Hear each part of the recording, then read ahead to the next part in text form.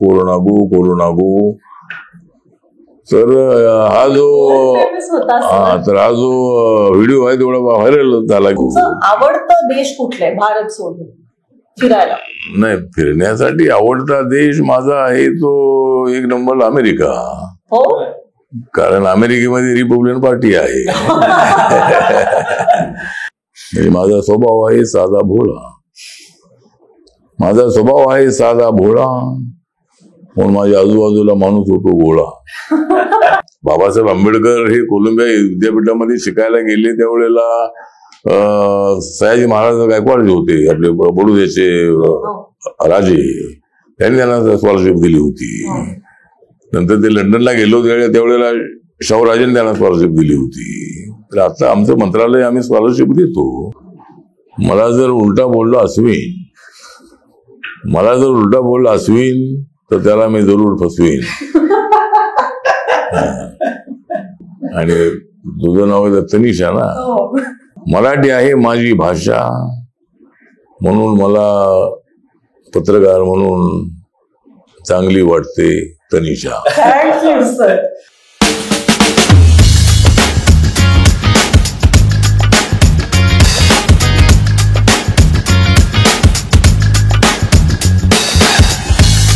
Hello and welcome to Politically Speaking by Lokatantra, where we make politics personal. Our guest today is Mr. Ramdas Athawale, the Honorable Central Minister for Social Justice and Empowerment, the President of the Republican Party of India, Athawale, and also a member of the Rajya Sabha. Thank you so much, sir. As amala वेळ दिला, we really appreciate it. बोल Tanisha. Sir, पहिले आम्हाला तुम्हाला असं विचारायचं आहे की थोडं आमचं तुमच्या बालपणाबद्दल आम्हाला समजून घ्यायचं की कसं होतं चाइल्डहुड. बालपणापासून तर मी खेड्यामध्ये राहिलेला मी आहे. म्हणजे मी सांगली जिल्ह्यामध्ये कवठे मंगळ तालुका येतो, त्या ठिकाणी आगळगाव नावाचे गाव आहे. त्या ठिकाणी माझी आई आणि मी राहत होतो. आमचे मामा तिथे राहत होते. माझे वडील जे होते ते वडील हे मुंबईमध्ये नोकरीला होते आणि ते त्यांना नायगावच्या बिल्डिंगच्या चाळीमध्ये राहत होते. तर ते काहीतरी एक त्यांना ताप आला आणि अचानक त्या तापामध्ये त्यांचा मृत्यू झाला. त्यानंतर माझी आई मामांकडे राहायला गेली आणि मी त्या ठिकाणी वाढलो. त्या ठिकाणी मी शाळा शिकत राहिलो. आणि माझी आई जी आहे ती माझी आई शेतावर कामाला जायची आणि अत्यंत गरीब अशा परिस्थितीमध्ये माझे मामा सगळे होते. मामाने माझ्या आजीने मला सांभाळलं. आणि शाळा शिकत असतानाच बाबासाहेब आंबेडकरांच्या बद्दल लहान असल्यापासूनच आपल्याला एक प्रचंड असा आदर होता. बाबासाहेब आंबेडकरांनी आपल्या समाजासाठी काम केलेलं आहे असं म्हणजे लोकांकडून आपण लहान असताना ऐकायचो. आणि लहान असताना बाबासाहेबांची जयंती गावामध्ये आम्ही साजरी करायचो आणि त्यामध्ये बैल गाडीतून बाबासाहेबांच्या प्रतिमेची मिरवणूक आम्ही काढायचो. आणि बँड बाजे असेल किंवा वाजंत्री असतील त्यांना घेऊन. आणि लहान असताना फार आनंद वाटायचा बाबासाहेबांची जयंती साजरी करत असताना. आणि त्यावेळेला मुंबईमध्ये आमचे जे शाहीर असायचे फार छोटे मोठे शाहीर जे होते त्या शाहिरांनी मात्र आमचा समाज जागा केलेला होता. बाबासाहेबांची गीतं, गौतम बुद्धांची गीतं, तर अशी गीतं असे सगळे नोकरीला असणारे सगळे शाहीर होते. कवी, गायक, वाजंत्री नोकरीला असायचे. पण जयंतीच्या काळामध्ये अनेक गावामध्ये ते यायचे आणि गावात राहणाऱ्या आमच्यासारख्या मुलांना सगळ्या लोकांना फार मोठे अट्रॅक्शन असायचे. मुंबईचे जे गायक आलेले आहे आणि रात्रभर गाणी आम्ही ऐकायचो. तर एक असा एक आनंद त्या काळामधला होता. गरिबी असली तरी सुद्धा गरिबांच्या जीवनामध्ये आनंद नसतो असं नाही आहे. तो गरिबीचा आनंद असतो. आणि अशा पद्धतीने आपण तिथे हायस्कूलला होतो, आपल्या प्रायमरी शाळेमध्ये होतो, नंतर हायस्कूलला आपण आलो आणि आपल्याला व्हॉलीबॉल खेळण्याची आवड होती. क्रिकेटच्या बद्दल आपल्याला मोठं अट्रॅक्शन होतं. क्रिकेट आपण खेळायचो. फुटबॉलमध्ये पण आपल्याला इंटरेस्ट असायचा. आणि काही नाटकामध्ये आपण कामं केलेली आहेत तिथे असताना.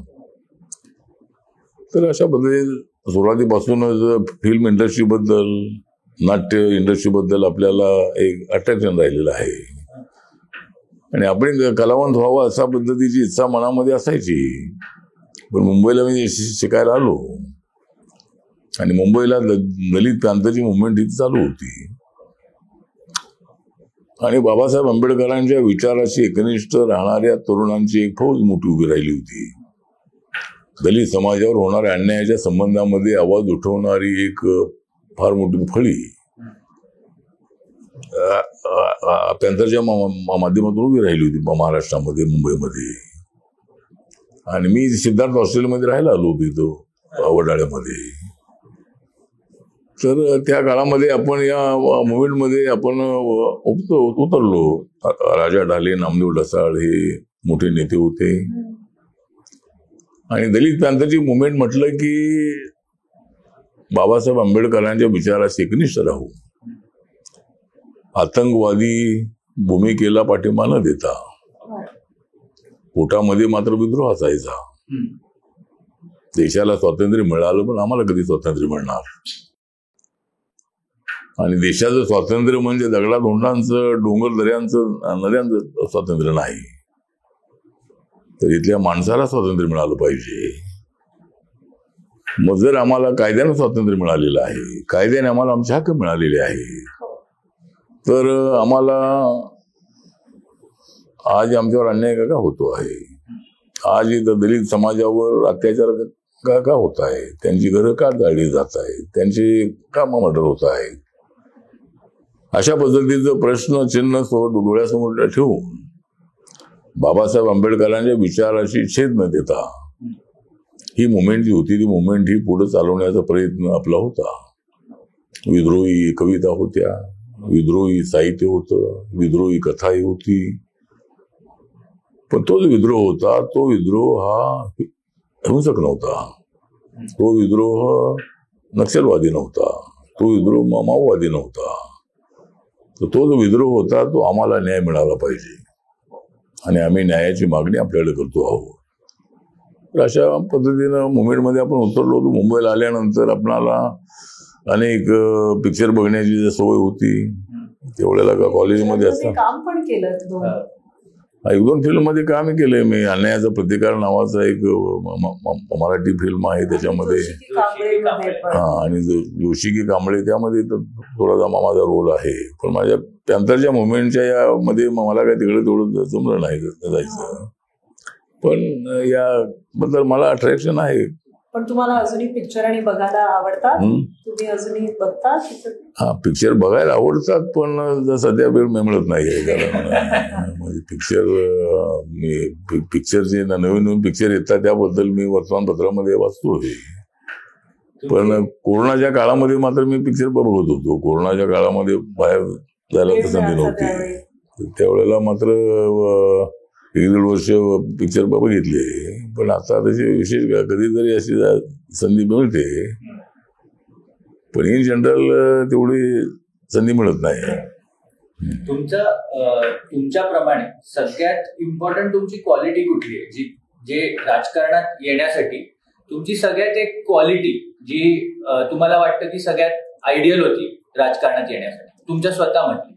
तुमच्या स्वभावामध्ये असं काय होतं ज्याच्यामुळे तुम्हाला वाटतं की राजकारणामध्ये तुम्हाला सगळं असं नाही? स्वभावामध्ये म्हणजे असं स्वभाव असा नाही आहे. माझा स्वभाव तसा अत्यंत साधा भोळा माझा स्वभाव आहे. म्हणजे माझा स्वभाव आहे साधा भोळा. माझा स्वभाव आहे साधा भोळा, म्हणून माझ्या आजूबाजूला माणूस होतो गोळा. तर ठीक आहे, म्हणजे स्वभाव आपला आहे. तर स्वभाव आपला आहे सिंपल. मी स्वभावाचा आहे तसा मी तसा राजकारणी नाही. राजकारणात मी आहे, पण राजकारणात असूनही मी राजकारणी नाही. मी समाजकारणात ज्यावेळेला होतो त्यावेळेला मी राजकारणी नव्हतो. समाजकारण करणं हेच माझं काम होतं. आणि आपण लोकांच्यासाठी मी फार फिरलेलो आहे. म्हणजे महाराष्ट्रातली गावोगाव मी पायाखाली घातलेली आहे. भारतीय दलित प्रांताच्या छावण्या ज्या होत्या त्या छावण्या गावागावामध्ये उभे करण्यामध्ये मी फार वेळ खर्च केलेला आहे. एका दिवसाला 10-10, 15-15 गावांमध्ये मी गेलेलो आहे. तिथं आमच्या पॅन्थरचे बोर्ड लावलेले आहे, अनेक ठिकाणी मोर्चे काढलेले आहेत. आणि अशा पद्धतीनं एकतर मराठवाडा विद्यापीठाला बाबासाहेबांचं नाव मिळण्यासाठी 17 वर्ष आम्ही आवाज उठवलेला आहे, संघर्ष केलेला आहे. झोपडपट्टीत राहणाऱ्या माणसाला पक्क घर मिळालं पाहिजे यासाठी आंदोलन केलेलं आहे. आणि हाही प्रश्न आम्ही सरकारला विचारलेला आहे की झोपडपट्टीतल्या माणसाची मतं चालतात पण त्यांची झोपडी चालत नाही.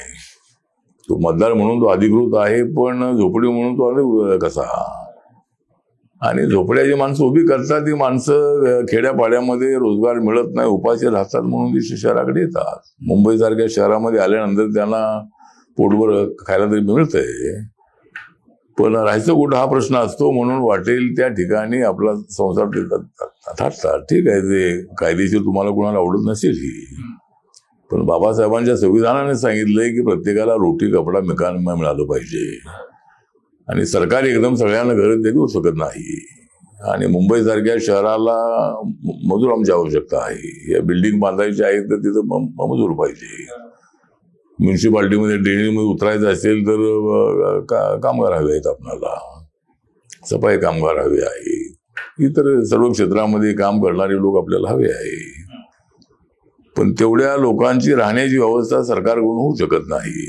त्यामुळं झोपड्या पाडतात. अनेक लोकांना आवडत नसेल ही, तर त्या शहराच्या डेव्हलपमेंटसाठी, त्या शहराची सुंदरता वाढवण्यामध्ये या कष्टकऱ्यांचा मोठा वाटा. एवढ्या बिल्डिंग बांधतात त्या 20 माळे 30 माळे, त्याच्यावर ते लोक चढत असतात आणि एवढ्या तुटपुंज्या पगारावरती आपला संसार चालवत असतात. तर म्हणजे आम्ही अनेक विषयावर आम्ही आंदोलन केलेले आहेत. बेरोजगारांना रोजगार मिळाला पाहिजे, मराठा समाजाला आरक्षण मिळालं पाहिजे, मंडल आयोगाच्या शिफारशी मान्य करून ओबीसीना आरक्षण दिलं पाहिजे, दलित अत्याचार थांबले पाहिजेत, महिलांचे अत्याचार थांबले पाहिजेत. अशा अनेक विषयांवरती आम्ही लढे दिलेले आहेत. आणि म्हणून आपण म्हणजे माझी ओळख जी आहे, माझी ओळख मी सातत्यानं आंदोलनं केलेली आहे. माझ्या अनेक वर्तमानपत्रामध्ये फ्रंट पेजला फोटो आमच्या मोर्चाचे आलेले आहेत, आमच्या बातम्या आलेल्या आहेत, इंग्लिशमध्ये, हिंदीमध्ये, मराठीमध्ये, गुजरातीमध्ये. तर एक माझी ओळख जी आहे ती ओळख आंदोलनाच्या माध्यमातून झालेली आहे. म्हणजे माझं आंदोलन हे तीव्र असलं तरी ते सॉफ्ट होतं. म्हणजे काहीतरी आपण एकदम काहीतरी असं वेगळं करायचं आणि प्रसिद्धी मिळवायची असं नव्हतं.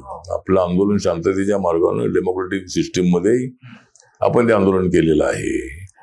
आणि मी कुणाच्या विरुद्ध उलट सुलट बोलत नाही. याच्यावर हा आरोप कर, त्याच्या आरोप हा तो करत. अलीकडच्या काळामधलं जे राजकारण आहे एवढं सगळ्यांनी ऐकल्यानंतर आश्चर्य वाटतं की हा काय बोलतोय, तो काय बोलतोय. म्हणजे आरोपाने प्रत्यारोपाने राजकारण जहरीलं झालेलं आहे. पण अशा गोष्टी मला आवडत नाहीत. मी जरी महायुतीसोबत जरी असलो तरी महाविकास आघाडीच्या व्यक्तिगत नेत्यांबद्दल मी कधी उलट सुलट बोलत नाही. आता एकनाथ शिंदे 40 आमदारांना घेऊन इकडे आले. उद्धवजींना ते आंदोलन सांभाळता आलं नाही, पण त्यांना खोके खोके खोके म्हणून त्यांच्यावर सातत्यानं बोललं जातंय. ठीक आहे, एकदा बोलली की ठीक आहे, पण ठीक आहे. तर अशा पद्धतीने अलीकडे आहे. पण माझा स्वभाव असा आहे की मी जास्त कुणावर आरोप प्रत्यारोप करत नाही. ज्यांच्यासोबत मी असतो त्यांच्यासोबत प्रामाणिकपणाने मी राहत असतो. मान अपमान सहन करून त्यांच्यासोबत मी राहतो. आणि विरोधकांवरती एकदम आग पाकड करण्याची माझी भावना अजिबात नाही. मी राजकारणी आहे आणि बाबासाहेबांचा मी अनुयायी आहे, शिवाजी महाराजांचा मी अनुयायी आहे. आणि मला महाराष्ट्रामध्ये दलित आणि सवर्णांना एकत्र आणायचं आहे. बाबासाहेबांचं मिशन होतं दलित आणि सवर्ण एकत्र आलं पाहिजेत आणि अखंड भारत, युनायटेड इंडिया ही त्यांची मोठी संकल्पना होती आणि त्याप्रमाणे काम करण्याची माझी भूमिका आहे. सर आमचे खूप जे व्ह्युअर्स आहेत ते लहान आहेत. त्यांना तुम्हाला मिनिस्टर ऑफ स्टेटचा दर्जा आहे. मिनिस्टर ऑफ स्टेट आणि कॅबिनेट मिनिस्टर मध्ये काय फरक असतो? जर तुम्हाला एका लहान मुलाला समजवायला लागलं तर तुम्ही काय म्हणाल? स्टेट म्हणजे आता त्यामध्ये कॅबिनेट मिनिस्टर असतात आणि स्टेट मिनिस्टर असतात.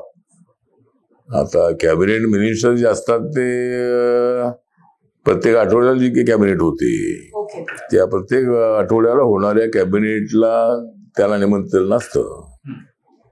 आणि स्टेट मिनिस्टर जे आहेत त्यांना महिन्यातून एकदा माननीय प्रधानमंत्र्यांच्या सोबत जी मिटिंग होते त्याच्यामध्ये राज्यमंत्र्यांना बोलवतात. ओके. कॅबिनेट मंत्री म्हणजे त्यांना निर्णय घेण्याचा अधिकार असतो. ओके. म्हणजे सगळ्या फाईल ज्या असतात त्या काय फाईल आमच्याकडे येतात आणि कॅबिनेट मंत्र्याकडे जातात. पण निर्णय होण्याच्या अगोदर कॅबिनेट मंत्री आणि राज्यमंत्री आणि सेक्रेटरी असे बसून आम्ही चर्चा करतो आणि निर्णय घेतो आम्ही. पण निर्णय प्रक्रियेमध्ये जे कॅबिनेट मंत्री असतात त्यांना जास्त अधिकार असतो, राज्यमंत्र्यांना कमी अधिकार असतो. सो तुमच्या मिनिस्ट्री बद्दल तुम्ही काय म्हणाल? ह्या मिनिस्ट्रीच्या खालती ऍक्च्युली काय काय आहे? माझ्या मिनिस्ट्री बद्दल, माझी मिनिस्ट्री आहे सोशल जस्टिस अँड एम्पॉवरमेंट, सामाजिक न्याय आणि अधिकारिता मंत्रालय. हे जे मंत्रालय आहे हे मंत्रालय शेड्यूल कास्ट, DNT, OBC, दिव्यांगजन, सिनियर सिटीजन, ट्रान्सजेंडर, अनाथ अशा सर्वांचे मंत्रालय आहे. मायनॉरिटीज नाही, मायनॉरिटी त्यामध्ये नाही. मायनॉरिटी मंत्रालय वेगळं मंत्रालय आहे. पण याच्यामध्ये शेड्यूल कास्ट म्हटलं की जो आमचं बुद्धिस्ट कम्युनिटी जर मायनॉरिटीमध्ये जाते, पण शेड्यूल कास्ट जे आहे ते सगळे आमच्या मंत्रालयाच्या अंतर्गत येतात. आणि टोटल पॉप्युलेशनच्या जवळजवळ 85% लोक माझ्या मंत्रालयाच्या अंतर्गत येतात. ओके. म्हणजे ओबीसी जर 50-52% आहे, शेड्यूल कास्ट 16-17% आहे. त्यानंतर सिनियर सिटीजन आहे, दिव्यांगजन आहे, ट्रान्सजेंडर, हे सगळे मिळून आमचं पॉप्युलेशन 80-85% पर्यंत जाते आमचं. आणि आमच्या मंत्रालयाचा मुख्य उद्देश आहे की सोशल इक्वालिटी आणण्यासाठी प्रयत्न करणे. जे दुर्बल आहे त्या दुर्बलांना बळ निर्माण करून देणं आणि त्यांचं सबलीकरण करणं, सामाजिक न्यायाबरोबर अधिकारिता, त्यांचे अधिकार त्यांना मिळवून देण्यासाठी प्रयत्न करणं. आणि शेड्यूल कास्टच्या लोकांच्यासाठी अनेक योजना आहेत. व्हेंचर कॅपिटल फंड नावाची एक आमची योजना आहे, त्यामध्ये जवळजवळ 15 कोटीपर्यंत आम्ही लोन देतो. त्यानंतर आमची स्कॉलरशिपची एक स्कीम आहे आणि स्कॉलरशिपच्या स्कीमच्या अंतर्गत करोडो विद्यार्थ्यांना प्रत्येक वर्षाला स्कॉलरशिप मिळते. त्यामध्ये प्री मॅट्रिक स्कॉलरशिप आहे, पोस्ट मॅट्रिक स्कॉलरशिप आहे, ओव्हरसीज स्कॉलरशिप आहे. आणि अलीकडे शेड्यूल कास्टच्या मुलांच्यासाठी ती स्कॉलरशिप असल्यामुळं जवळजवळ त्यामध्ये प्रत्येक वर्षाला 500-550 आज आमच्याकडे येतात. त्यामध्ये 125 विद्यार्थ्यांना 70 लाख, 80 लाख, 90 लाख, 1 कोटी किंवा जेवढे पैसे त्यांचा याला लागतात तेवढे पैसे मंजूर करण्याचा प्रयत्न आमचा असतो. आणि आता आम्ही नवीन अशी स्कीम बनवलेली आहे की ज्या मुलांना आम्ही स्कॉलरशिप देऊ शकलो नाही, 125 मध्ये ज्यांची नाव आलेली नाहीत, त्यांना बँकेचं कर्ज आम्ही काढून देणार आणि त्याचं इंटरेस्ट आम्ही भरणार. अशा पद्धतीची नवीन स्कीम आम्ही सुरू केलेली आहे. आणि शेड्यूल कास्टमध्ये अनेक विद्यार्थी अप्लाय करतात. अनेक युनिव्हर्सिटीजमध्ये, अमेरिकेमध्ये, फ्रान्समध्ये, जर्मनीमध्ये, UK मध्ये, रशियामध्ये, युक्रेनमध्ये किंवा अनेक देशामध्ये त्यांना म्हणजे ऍडमिशन घेण्याची त्या ऑनलाईन ते सगळं बघतात, गुगलवर बघतात आणि तिथे अप्लाय करून त्यांना ऍडमिशन ऑनलाईन मिळतं आणि ती मुलं आमच्याकडे अर्ज करत असतात. त्यामुळं ते अनेक विद्यार्थ्यांना आम्ही तीच स्कॉलरशिप देतो. बाबासाहेब आंबेडकर हे कोलंबिया विद्यापीठामध्ये शिकायला गेले त्यावेळेला सयाजी महाराज गायकवाड जे होते आपले बडोद्याचे राजे, त्यांनी त्यांना स्कॉलरशिप दिली होती. नंतर ते लंडनला गेलो त्यावेळेला शाहूराजेंनी त्यांना स्कॉलरशिप दिली होती. तर आता आमचं मंत्रालय आम्ही स्कॉलरशिप देतो.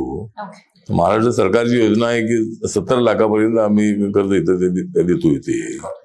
पण आमच्या मंत्रालयात जे कर्ज आहे ते आम्ही जेवढं त्याला लागेल तेवढं कर्ज देतो आम्ही त्यांना, लोन देतो. मिनिस्टर म्हणून तुमचा एक डेचा शेड्यूल काय असतो किंवा एक दिनक्रम काय असतो तुमचा मिनिस्टर दिल्लीमध्ये असताना? माझा मिनिस्टर आहे तर दिल्लीमध्ये मी असलो तर सकाळी मी उठतो, त्यानंतर थोडा एक्सरसाइज करतो. माझं लॉन आहे जवळजवळ, माझा बंगला एक 2 एकरामध्ये आहे. आणि माझा बंगला आहे 11 सफदरजंग रोड, ज्या ठिकाणी समुद्र रेसकोर्स आहे. आणि समुद्र रेसकोर्स असल्यामुळे जसा घोडा रेसमध्ये पळत असतो तसा पळत पळतच मी दिल्लीमध्ये पोहोचलेलो आहे. त्यामुळं माझ्या रेस करत करत मी पोहोचलेलो आहे. आणि बाजूलाच प्राईम मिनिस्टर हाऊस आहे, लागून त्या रोडलाच आहे. त्याच रोडला इंदिरा गांधींचं मेमोरियल पण आहे सफदरजंग रोडला. तर त्या ठिकाणी माझा बंगला आहे. तर तिथंच मी 1 तास चलतो, थोडंसं व्यायामही करतो, नाश्ता करतो, नंतर लोकांना भेटतो. आणि तिथं माझ्याकडे सकाळी 5-50 लोक आलेले असतात, त्यांना भेटून मग मी संसदेमध्ये जातो आणि दुपारी जेवायला येतो, दुपारी 3-4 वाजता. नंतर काय मंत्रालयामध्ये हाऊसमध्ये काम नसेल तर मग मी मंत्रालयात येतो. तिथे मला भेटणारी 200, 300, 400 लोक असतात. अनेक लोकांचे फोन करायचे असतात, अनेक लोकांना पत्र द्यायचे असतात, अनेक लोकांना काही बोलायचं असतं. त्यामुळं आणि ऑल इंडियाचे रोज मला भेटणारे 10-12 राज्याचे लोक असतात त्या दिल्लीमध्ये सेशनच्या काळामध्ये. इतर वेळेलाही मी आठवड्यातून एखाद दिवस 8-10 दिवसातून 1-2 दिवस मी दिल्लीमध्ये 2-3 दिवस असतो. त्यानंतर माझे दौरे सगळे ते देशभर असतात, महाराष्ट्रात असतात. आय थिंक आता पण तुम्ही 13 दिवसात 60 सभा केल्या. आय थिंक हा, तर मी आता एका दिवसाला 5-5, 6-6 सभा, 7 सभा, 4 सभा अशा पद्धतीने मी सभा केलेल्या आहे. त्यामुळं माझा दिनक्रम जे आहे. आणि मी इथे आल्यानंतर मी सकाळी 10:30 वाजता वगैरे 11च्या अगोदर मी इथे येतो. इथं ऑफिसमध्ये लोकांना भेटतो आणि अनेक लोक माझ्याकडे येतात. सर्वसामान्य लोक, मला काय ओळखीची आवश्यकता नाही आहे. म्हणजे मला अनेक लोक फोन करतात की मी याला पाठवलेलं आहे. तर मी सांगतो बाबा तुम्ही पाठवलेलं काय सांगण्याची आवश्यकता नाही आहे. मला माझ्या ओळखीचा नसलेलाही माणूस असेल तरी तो एवढा भागदौड करून माझ्याकडे येतो. आणि छोटी छोटी कामं असतात, मी त्यांना मदत करतो. मी इथं म्हणजे मुंबईमध्ये असताना मी मदत करतो, बाहेर गेल्यानंतरही मदत करतो त्यांना. दिवस किती वाजेपर्यंत संपतो? 200-300 लोकांना भेटल्यानंतर दिवस किती वाजेपर्यंत संपतो? नाही, दिवस म्हणजे आता भेटतो. आता लोक येतात, कोणी शिष्टमंडळ असतं 8-10 लोकांचं, 4-5 लोकांचं. म्हणजे उशीर होत असेल रोज? रात्री उशीर होत असेल रोज? रात्री उशीर होतो ना. आता इलेक्शन असल्यामुळे थोडीसे लोक नाही आहेत. नाहीतर इथे रात्री पण मी आलो की लोक 5-50 लोक असतात इथे. आणि बरेच लोक मग दुपारी मी इथे सकाळी आलो की 3 वाजता, 4 वाजता, 5 वाजता तरी माणसं इथून संपत नाही आहे. यांचा फोन लावायचा असतो, त्याचा फोन लावायचा असतो. आणि मग मला दुपारचं ते जेवण करायला कधी 5 वाजतात, कधी 6 वाजतात मला. मग नंतर ते जेवण करून आल्यानंतर परत काही कार्यक्रम नसेल तर मी इथं ऑफिसमध्ये येतो. आणि काय त्या संध्याकाळचे काय कार्यक्रम असतात मुंबईमध्ये. नंतर माझे दौरे असतात. माझा दौरा कधी 6चं प्लेन असतं, 7चं प्लेन असतं, 8चं प्लेन असतं. तर असा दिनक्रम आहे. आणि माझा पक्ष जसा ऑल इंडियामध्ये दादरा नगर हवेली असेल, अंदमान निकोबार असेल, त्यानंतर लक्षद्वीप असेल, साऊथ इंडिया असेल, नॉर्थ इंडिया असेल, नॉर्थ ईस्ट असेल, नागालँडमध्ये माझ्या पक्षाचे 2 आमदार निवडून आलेले आहेत, तिथं माझा पक्ष रिकग्नाइज आहे. त्यानंतर मणिपूरमध्ये माझ्या पक्षाच्या उमेदवाराला लोकसभेमध्ये 17% मतं मिळालेली आहे. त्यामुळे त्या ठिकाणी माझा पक्ष रिकग्नाइज आहे. आणि अशा पद्धतीनं पक्ष सर्व राज्यामध्ये आहे. आणि आमचं मिशन हे आहे की फक्त दलितांचीच पार्टी न चालवता रिपब्लिकन पक्ष म्हटलं की प्रजासत्ताक पक्ष. बाबासाहेबांची जी संकल्पना होती की सर्व जाती धर्माच्या लोकांना पक्षात आणू, पक्षाच्या कार्यकर्त्यांनी स्वतःच्या मतावर निवडून आलं पाहिजे, स्वतःच्या म्हणजे पक्षामध्ये आणलेल्या सगळ्या जाती धर्माच्या मतावर. तर असा एक आमचा दिनक्रम आहे. साहेब, करोनाच्या वेळेला तुम्ही एक करोना लांब पळवण्यासाठी तुमचं एक खूप गाजलं होतं व्हिडिओ सगळीकडे. एक व्हिडिओ तुमचा आला होता, करोना लांब पळवण्यासाठी तुम्ही एक गो कोरोना. हा, तर ते तुम्हाला हे कुठनं सुचलं आणि काय त्याच्या मागचं? किती गाजलं? हा, तर ते असं झालं की ज्या वेळेला चायनामध्ये कोरोना आला होता, तर त्यावेळेला आम्ही इथे ताजमहाल हॉटेलच्या समोर गेट वे ऑफ इंडियाच्या जवळ एक रॅली काढली आम्ही, आणि त्या रॅलीला चायनाच्या अँबॅसेडरला बोलवलं जे इथं होते ते मुंबईमध्ये, आणि मोर्चा काढला. आणि मग मला आठवलं की आता माझं नावच आठवलं असल्यामुळे मला योग्य वेळेला काही गोष्टी आठवतात. त्यामुळं मी त्या ठिकाणी घोषणा दिल्या की गो कोरोना गो कोरोना गो कोरोना गो गो कोरोना गो कोरोना गो कोरोना गो. तर हा जो व्हिडिओ आहे तेवढा व्हायरल झाला की सगळे मीडियावाले आले होते आणि जगाच्या अनेक देशामध्ये माझा आवाज ऐकलेला. लोक तुमचा व्हिडिओ बघत होते. हा, म्हणजे तो व्हिडिओ जो आहे तो सगळ्या वर्ल्ड मध्ये, कारण गो आणि कोरोना तर दोन्ही शब्द सगळ्यांना कळणारे होते, इंग्लिशमध्ये होते. तर ते, आणि त्याच्यावर अनेक गाणी पण आली, अनेक लोकांनी कॉमेंट केलं. तर असंच गो कोरोना आपण म्हटलं तर, आणि गो कोरोना गो सुरुवातीला मी नारा तो मात्र एकदम प्रसिद्ध झाला होता.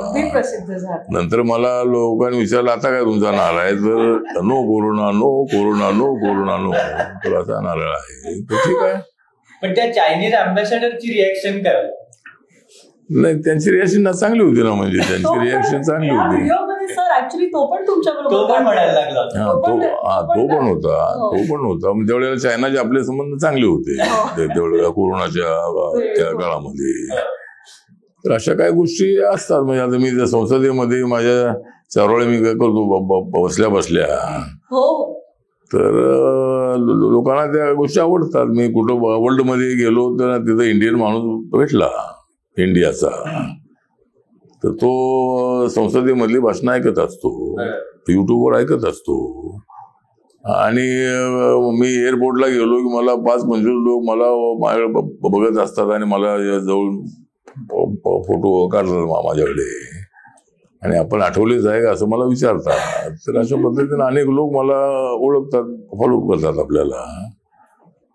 पण मला संसदेमध्ये अशी कविता करण्याची सोय यासाठी लागली की मी पूर्वी अनेक साहित्य संमेलनाला मी जात होतो किंवा अनेक लोकांचे भाषणं ऐकायला जात होतो, आणि त्यामध्ये खुसखुशीत जी भाषणं असतात त्या खुसखुशीत भाषणांना टाळ्या मिळतात अशा लोकांमध्ये असतो, आणि लोकांना ती भाषणं आठवणीत राहतात. वैचारिक बोलणं हे तर वैचारिक बोललंच पाहिजे, पण सगळ्यांनी वैचारिक बोललं पाहिजे असं काय तर नाही आहे. म्हणजे जे थोडेसे स्कॉलर असतात ते त्यांची मांडणी वेगळ्या पद्धतीची असते, पण आपण केलेल्या चारोळ्या लोकांना आवडतात आणि लगेच रिॲक्शन येते.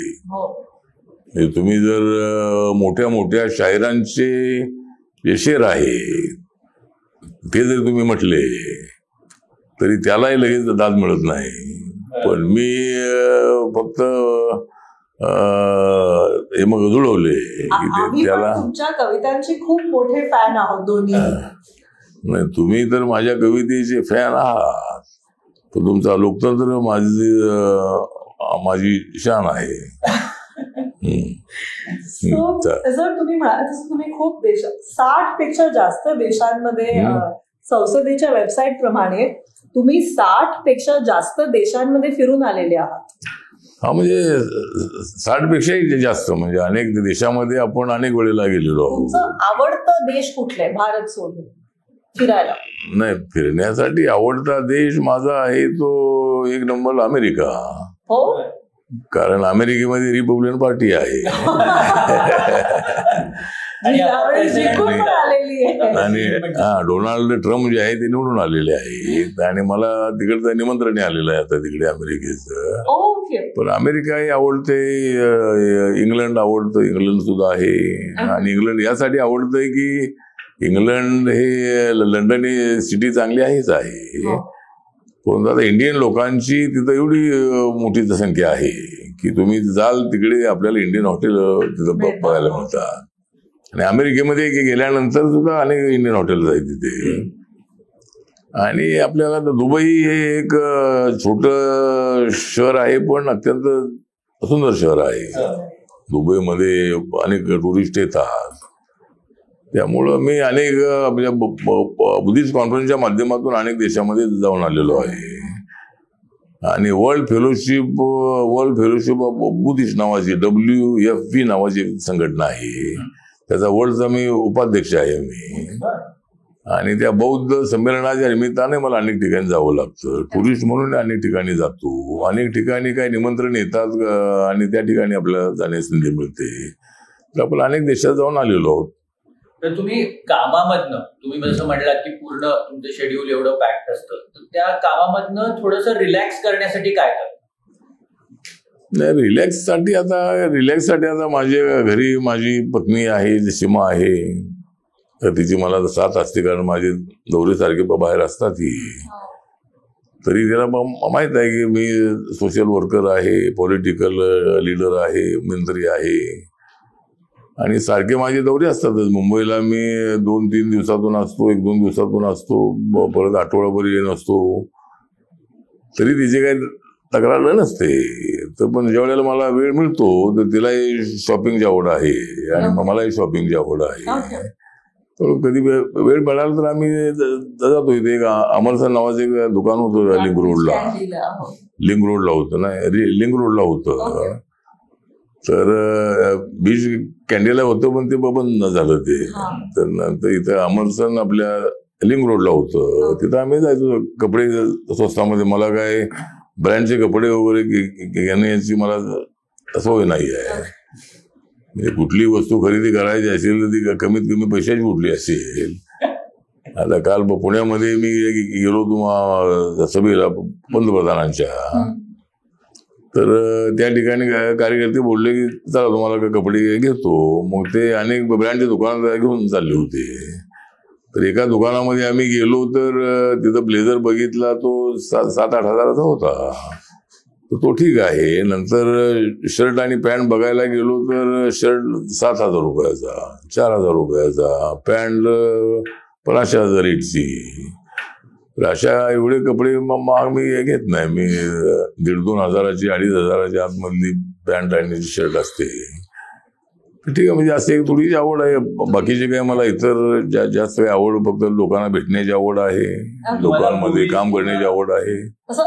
फेवरेट पिक्चर किंवा गाणी किंवा असं गाणी वगैरे अशी तर आता स्पेशल कार्यक्रमाला कुठे इन्व्हाइट असतो तिथे गाणी असतात, तिथे ऐकायला मिळतात. पण तशी आता नाटकं बघायला मिळत नाही आहेत.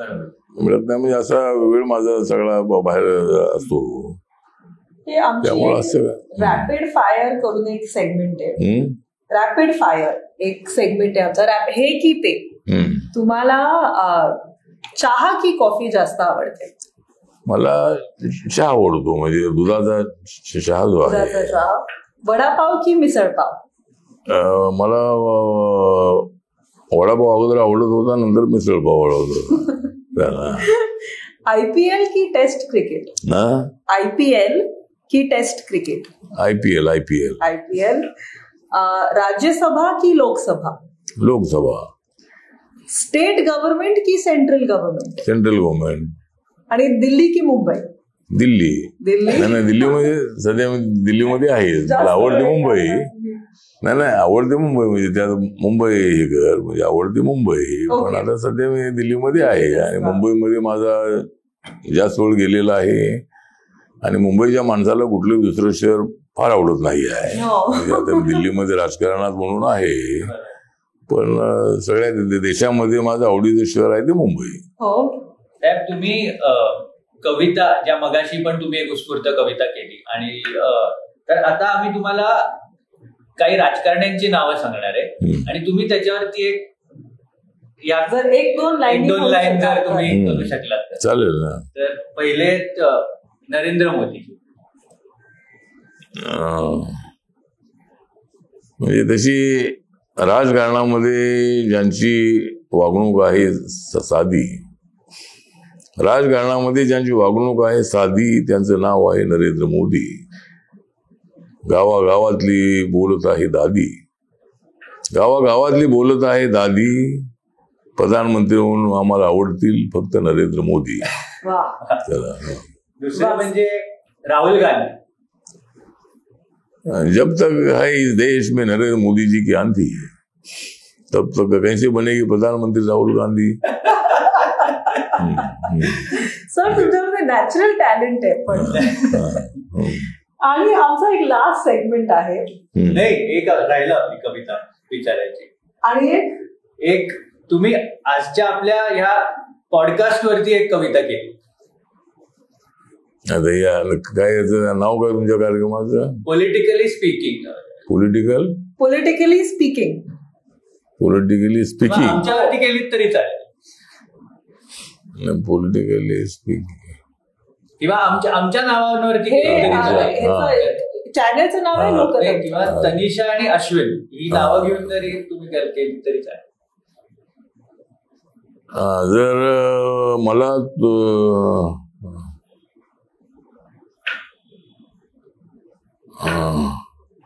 मला जर उलटा बोललो अश्विन तर त्याला मी जरूर फसवीन. आणि तुझं नाव आहे तनिषा ना? तनिषा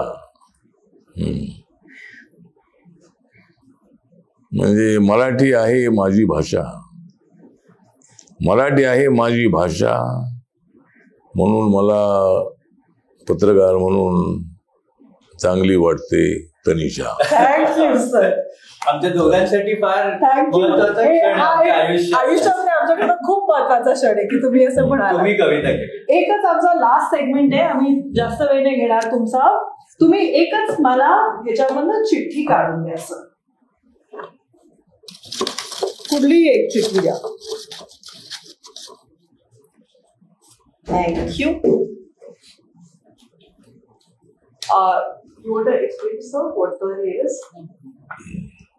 सेन्सिस जो लास्ट झाला 2011 त्याच्याबद्दल तुम्ही आम्हाला काय सांगू शकाल? सेन्सिस 2011ची जनगणना जी झाली. सेन्सस हा तर आता 2011 मध्ये जी जनगणना झाली होती, तर जनगणना करण्यात 10 वर्षानंतर एकदा जनगणना होते. आणि 2011च्या अगोदर 2001ला जनगणना झाली होती, त्यानंतर 2011 मध्ये झाली, नंतर 2021ला व्हायला हवी होती पण कोरोनामुळे ती काय झालेली नाही आहे. तर आता जनगणना आता होईल, आता जनगणना लवकर व्हायला पाहिजे. पण जनगणना जी आहे ती सध्या होती ती शेड्यूल कास्ट आणि शेड्यूल ट्राईबची जातीच्या आधारावर होते, पण ओबीसी आणि जनरल कॅटेगरीची जातीच्या आधारावर होत नाही. आणि जातीच्या आधारावर न होण्याचं कारण हे आहे की घटनेमधल्या आर्टिकल 17 प्रमाणे जाती व्यवस्था नष्ट करण्यात आलेली आहे. त्यामुळे सरकारांची अडचण अशी आहे की जर जातीच आपण नष्ट केलेली आहे कायद्याने, तर जातीच्या आधारावर जनगणना करायची कशी, हा एक टेक्निकल असा कायदेशीर अडचणीचा भाग आहे. आज राहुल गांधी म्हणतायत की जनगणना झाली पाहिजे, जनगणना झाली पाहिजे जातीच्या आधारावर. जनगणना होते, जातीच्या आधारावर होत नाही आहे. तर ती जातीच्या आधारावर झाली पाहिजे असं त्यांचं म्हणणं आहे. आता त्यांचं सरकार असताना ती झाली नाही, त्यांच्या सरकारची अडचण होती. आमचं सरकार आता मोदी साहेबांचं आता आलेलं आहे 10 वर्षापूर्वी, आणि 10 वर्षापूर्वी सरकार आलं, पण आमच्या सरकारची अडचण आहे सध्याची. पण माझ्या पक्षाच्या वतीने माझी मागणी मी संसदेमध्ये राज्यसभेमध्ये मागणी केलेली आहे की जातीच्या आधारावर सेन्सस झाला तर प्रत्येक जातीचं पर्सेंटेज किती आहे हे लक्षात येईल, आणि त्यांना काय द्यायचं असेल तर सरकारला त्या जातीला त्यांच्या पर्सेंटेज प्रमाणे देता येईल. आणि जातीच्या आधारावर जनगणना केल्यामुळे जातीवाद वाढेल या मताचा मी नाही. जातीवाद कायद्याने संपलेला आहे, बऱ्याच समाजामध्ये परिवर्तन होत आहे. जवळजवळ 2 लाखापेक्षा जास्त प्रत्येक वर्षाला इंटरकास्ट मॅरेज होत आहेत. आणि काल एक आता मी आमचा युवराज सावंत आहे, त्याच्या मुलाने गुप्ते नावाच्या मुलीची लग्न केलं.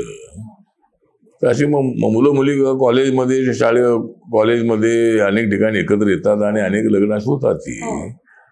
तर समाजामध्ये मोठा बदल होतो, ही गोष्ट खरी आहे, पण अजूनही जाती व्यवस्था आहे. म्हणून जातीच्या आधारावर जनगणना झाली पाहिजे अशी माझ्या पक्षाची मागणी आहे. साहेब, आज तुम्ही एवढ्या निवडणुकीच्या मध्ये आम्हाला वेळ दिला त्याच्याबद्दल धन्यवाद. खूप खूप आभार.